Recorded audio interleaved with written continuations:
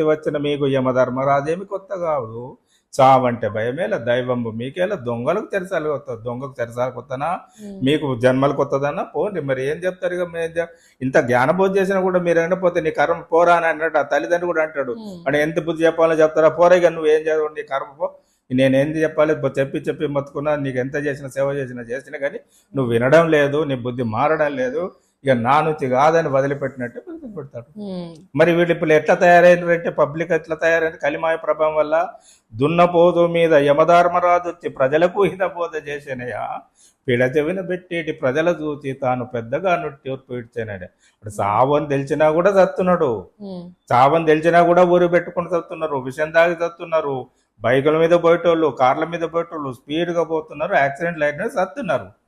మరి యమధర్మరాజు వచ్చి చావని తెలిసింది కూడా, యమధర్మరాజు వచ్చి చెప్పినా కూడా వింటలేరన్నట్టే కదా, చావుముఖం చేస్తున్నట్టే. మరి అలాంటి